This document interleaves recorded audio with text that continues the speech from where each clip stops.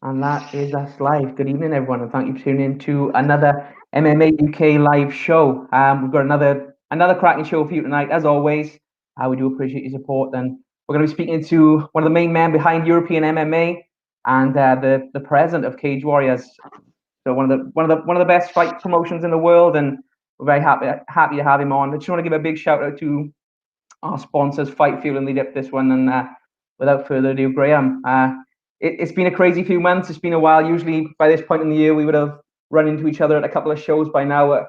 Unfortunately, we've had a bit of an unprecedented time, as I'm sure people have heard of. How have you been keeping over the last couple of months? I'm good, brother. I'm quite a hermit myself, man. So the lockdown kind of suits me. I'm quite happy, and everyone should remember when lockdown is finished and all this social distancing is finished, you should still keep away from me. There we go. Straight from the horse's mouth. There, keep away Straight from from the horse's mouth, man. I'm very happy with the social distancing. It's just what I like. Yeah, no, fair play, Graham. We appreciate your honesty. Yeah. I mean, on terms of business note, then it's been even crazier because we've obviously been in lockdown. Shows have been difficult to come by. You've got a huge set of shows coming up now. The trilogy cards starting on the 24th. First of all, how important was it for you to put shows on during this time? And I mean, it's difficult to put MMA shows on at any time, but given the circumstances, how much more difficult is it now? It's super difficult. I mean, there's a lot of government procedures involved because we got the event rubber stamped in Parliament last week. So to have the event approved by the DCMS and have all the international athletes coming in exempt from quarantine is a big milestone for an MMA organization because there's a lot of MMA organizations out there that don't have that approval. And to run events, they need to go about getting it.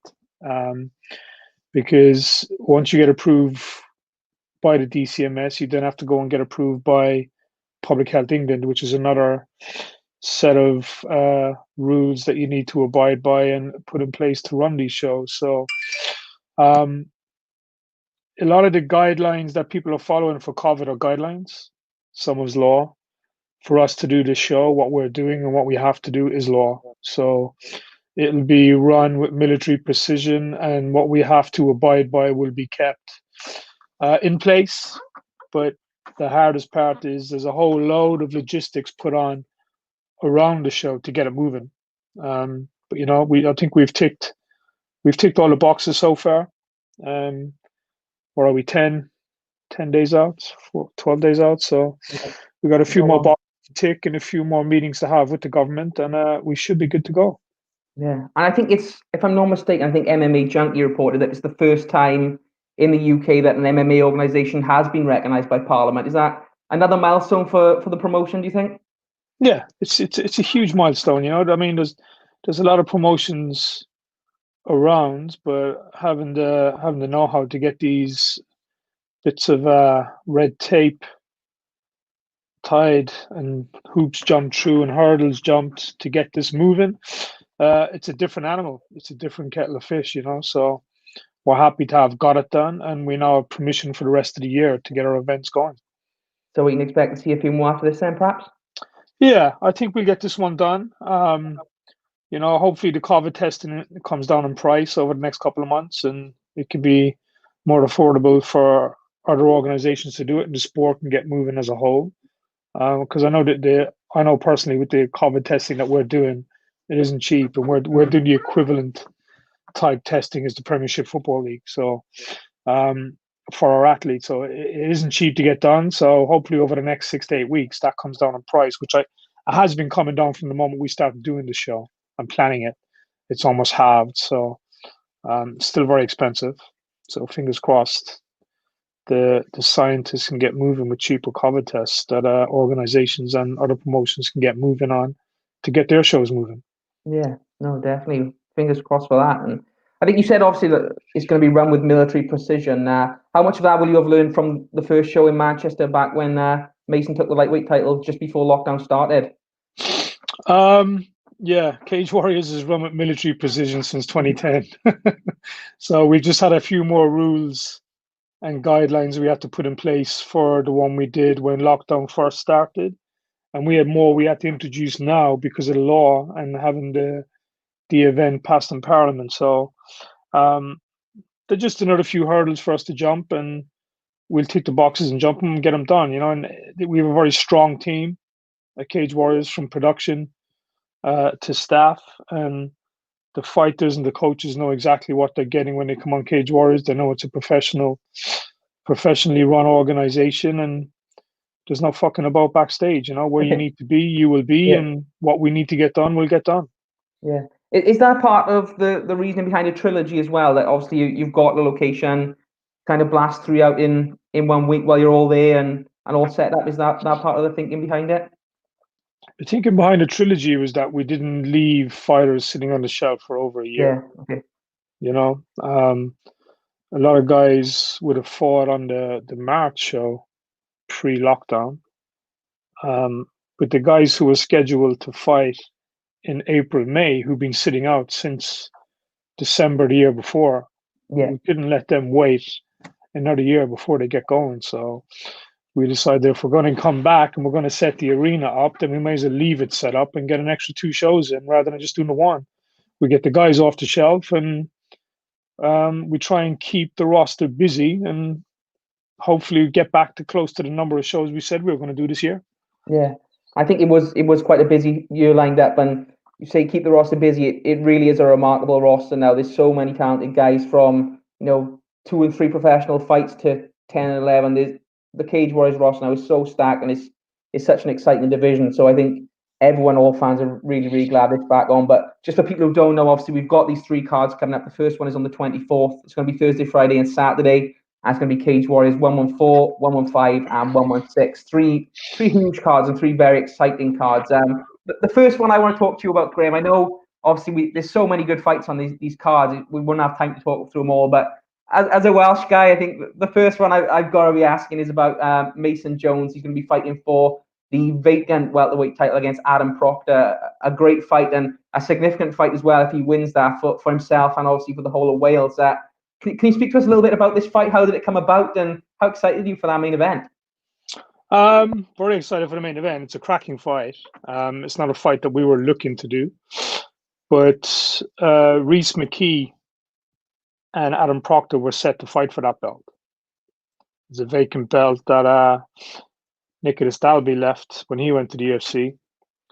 Rhys McKee and Adam Proctor were set to fight for the vacant belt, and when Rhys McKee got that last minute call up to fight and compete on Fight Island and sign with the UFC, that left Adam Proctor without a dance partner for that belt, which we were planning on the trilogy. And I think within 5-10 minutes of Rhys McKee signing with the UFC going public, I had a dozen text messages from Mason saying, I want to fight Proctor for the belt.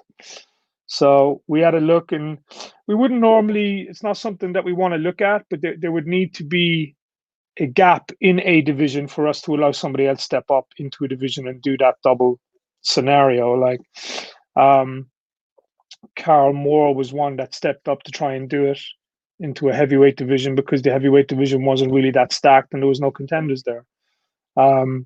Connor did exactly that at the same time when he took 2 divisions. There was nobody in that division where that vacant belt was, or where there wasn't a contender for that belt. And Mason's doing the same now. He's stepping up where we didn't really see a welterweight standout contender to step in and fight Adam Proctor, who was the number 1 welterweight for that belt. So we had a chat with we had a chat internally first, then we had a chat with Mason, explained to him how it would work and what the situation would be, and he's just like, yeah, all for it. He wants it, so he's got nothing to lose. He's going in against a bigger guy, but he's got certainly nothing to lose. Neither guy has. Yeah, and he's a very exciting fighter. You expect some fireworks in this one, Graham? 100%. That's you got the best welterweight in Europe fighting the best lightweight in Europe who's stepping up to it. So that fight is only going to be electric from start to finish. How long it lasts, we don't know. Yeah. Do you think it's UFC if Mason wins this one as well, double champ? Uh, it does. It's hard to say what's going to happen with the UFC Yeah. or who gets signed these days because I previously said at the start of the lockdown I didn't see many people getting signed to the UFC this year because everybody would be by the time events started again, the whole roster would be um, rehabbed and recovered from any injuries they may have had. So they would have had a full roster and anyone to choose from. But it turns out, I believe, and we're seeing this ourselves in our own gyms, a lot of people are not back training. So, Yeah. you know, I think it's gone from a time or a situation where they've probably got a full, recovered, uninjured roster, but a lot of the guys are probably still nervous about fighting and they don't want to be um, in that type of situation with all this COVID-19 still around. So even though you have a full roster, half of them don't want to fight. So there's opportunities for guys who are ready and training to step in last minute. Yeah. I think Could be. that's He could well be a double champ and go to the UFC. Adam yeah. could beat Mason. Adam could go to the UFC. We don't know.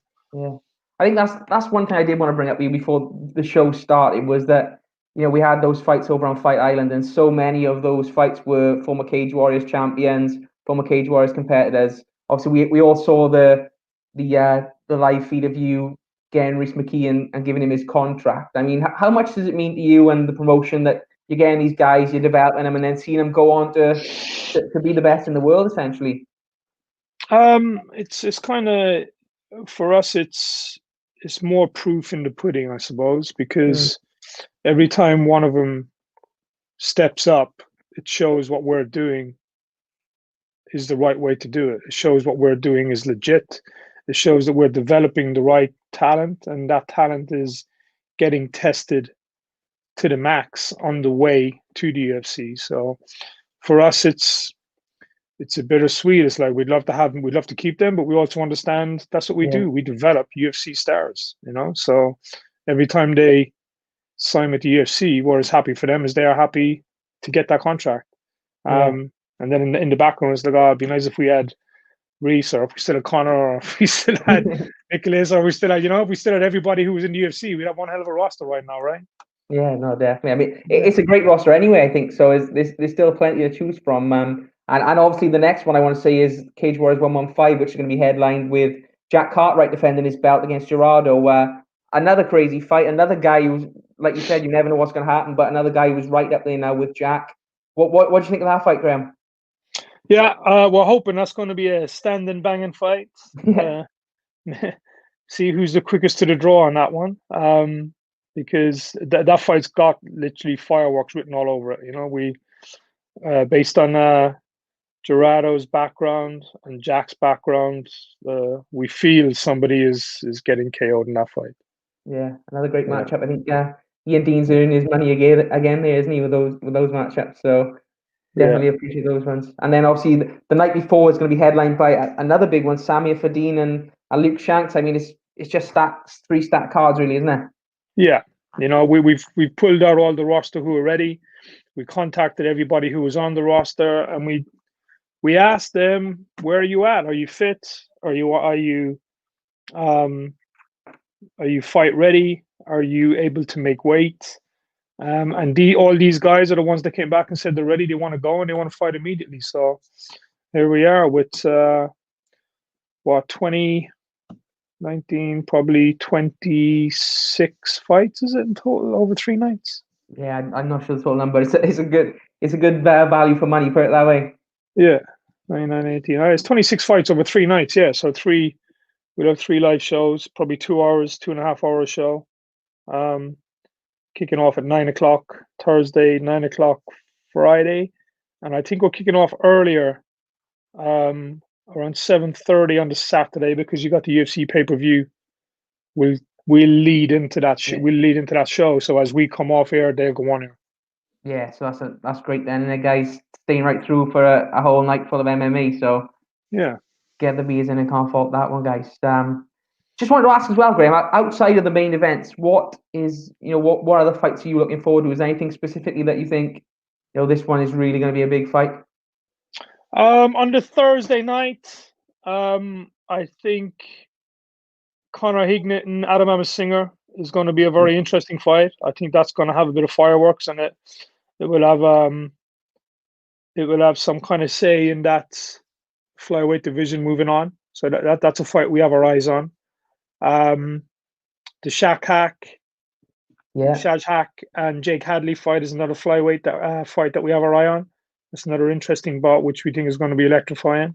Yeah. You go into Cage Warriors 115, and I think the main fight there that everyone's interested in looking at there is George McManus and Ian Gary in the prelims. Yeah. That's an interesting fight that we've got our eyes on. A lot of hype behind Ian as well, isn't it, at the moment? There's a lot of hype behind Ian, so it'd be interesting to see where that fight goes. And then going into the main card, I mean, you've got Jamie Richardson, who's never in a dull fight, going up against Matthias Frederick, who just doesn't seem to stop no matter what round it is. So that's going to be interesting. What jumps on that fight for me is Yazin Belhaji and Jack Grant. Yeah. That lightweight bout for me has got a big question marks on it. So I'm interested to see what Jack Grant returns and how Yazin does against him as well. So that fight's got serious interest from myself and Ian watching that fight. Yeah. And then going into the Saturday night, I mean, where do you start? I mean, Jordan Vucenic against Steve Amable. What a barn burner that is on paper. Yeah. You know? We had Steve the other day. Yeah, always a great fight. That's electrifying. And then you've got another flyweight with Nicholas LeBon and Sam Creasy. So, and that featherweight title fight, that co-main event, Morgan Charrier and Max Coga. That's, you know, you could go on here, and I've only mentioned 5 fights. You know, there's 26 of them there. So it's going to be a good 3 nights of Cage Warriors and MMA entertainment for people. Yeah, I just want to say, guys, for everyone watching, now, obviously, like I said at the start, we don't have time. There's 26 plus fights.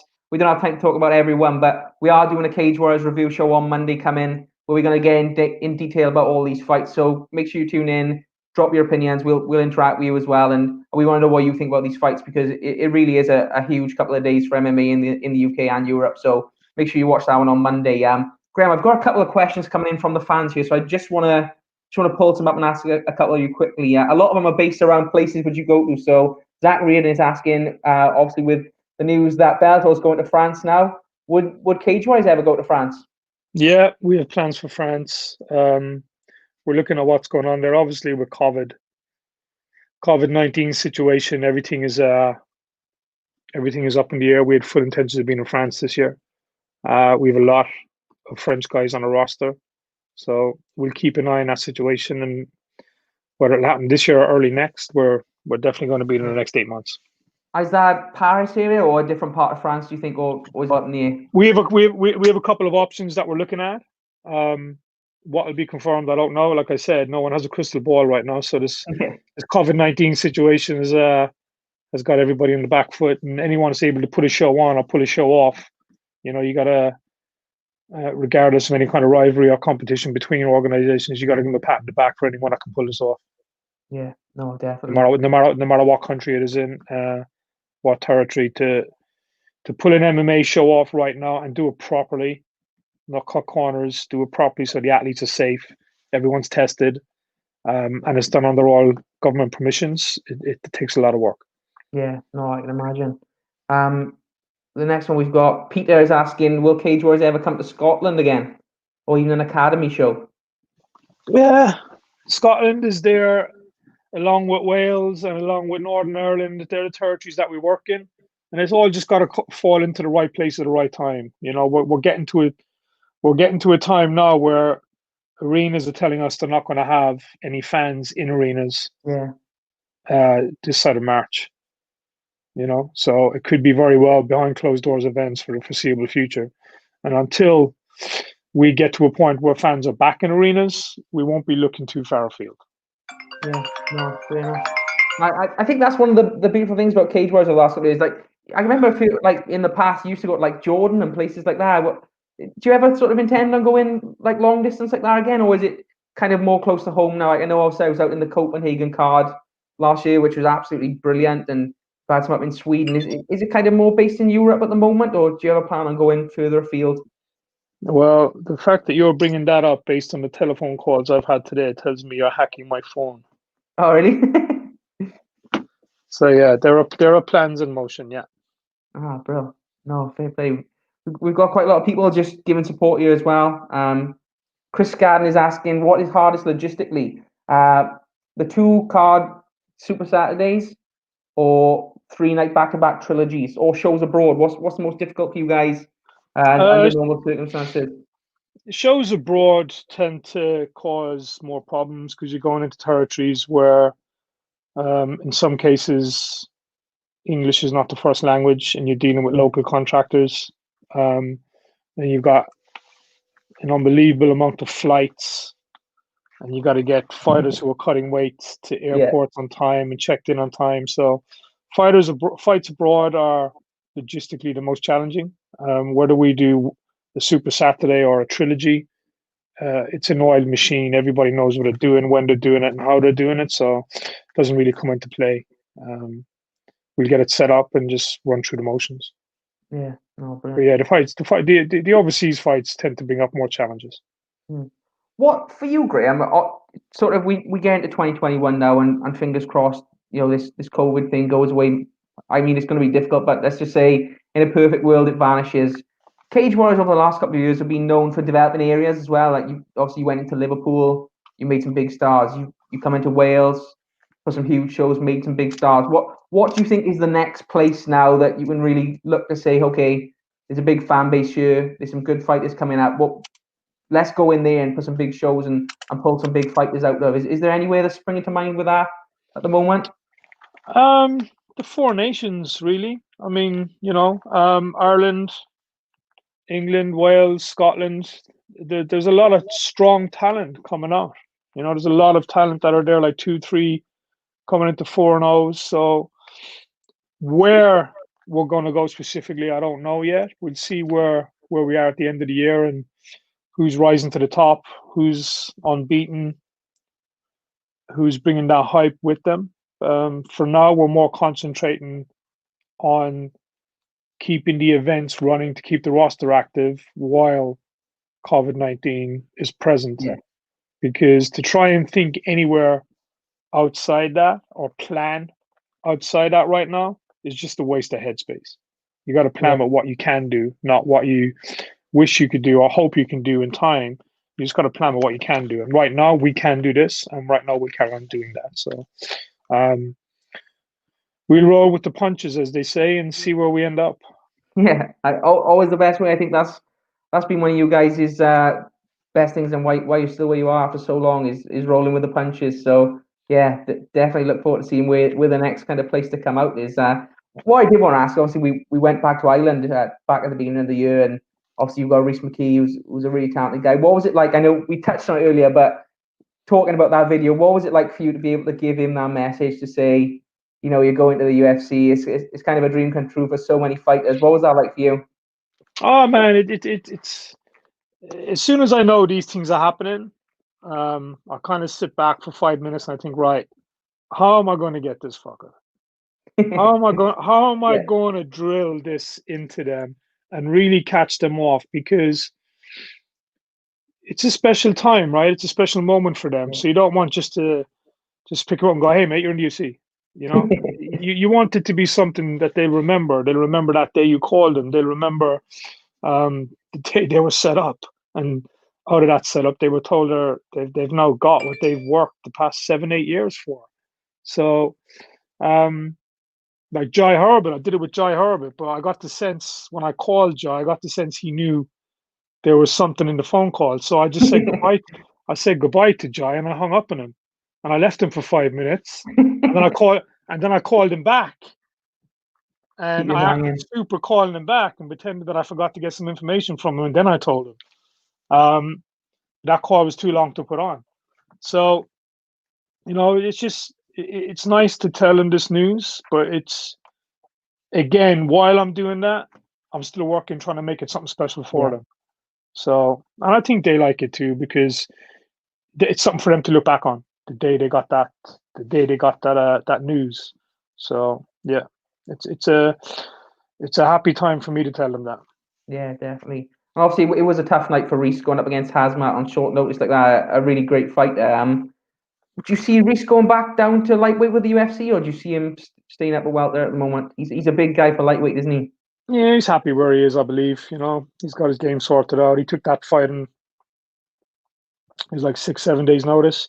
He Yeah. had absolutely nothing to lose going in there and everything to gain.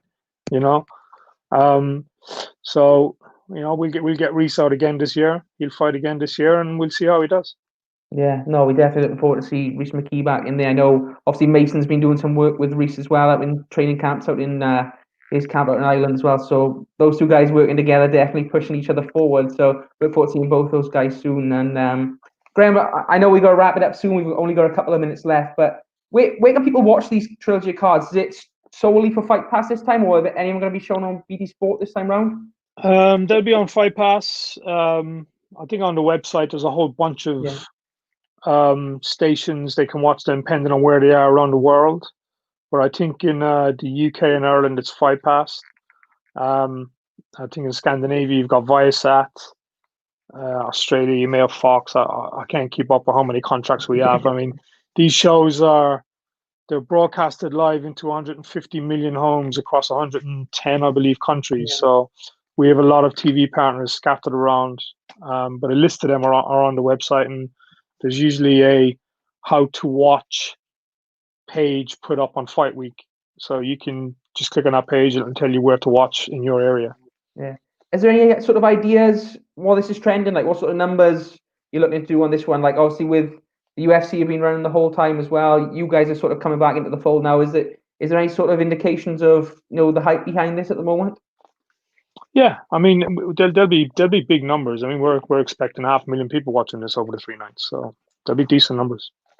Yeah, no, definitely, and obviously you're the man behind Cage Warriors, the premier promotion in Europe at this point. What can people expect from these few nights if you had to sum it up in one sentence?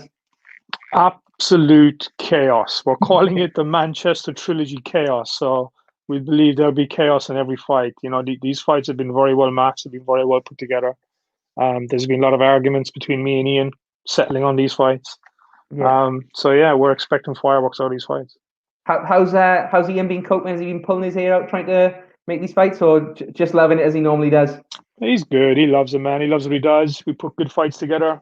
He loves letting the guys know who's fighting who, why they should be fighting, where they fit in the chain, and what fights are good for them at that time. He likes to help. His heart is in it, and he likes to help these guys develop as much as we all do. Definitely one of the best in the game. I definitely think Ian's a little bit underrated in terms of matchmaker. I struggle to find. I struggle to think of someone better than Ian with the job he does making these fights, isn't he? Yeah, I believe he's been around a long time. He knows what he's doing, and there's very few people like him. Yeah, brilliant. Well, Graham, just want to say last before you let you go, a big thank you for joining us. I know it's a pretty hectic time. Obviously, you've got a lot on your plate with Parliament and setting up shows, so we really do appreciate you giving us half hour to have a chat. And obviously, we can't wait for the fights now. Wish you all the best, and yeah, we'll see you soon. And guys, make sure you tune into our Cage Warriors trilogy show on Monday. We're going to be going in depth through all these three cards. We're really looking forward to talking about it and really looking forward to watch it. Graham, anything you want to say before you go? No, buddy. Thank you for the time. Thank you for giving us your platform to talk about the show. And we look forward to entertaining you and everybody else watching on next week. Brilliant. Guys, we'll see you next time and have a good evening. Bye. Take care, buddy.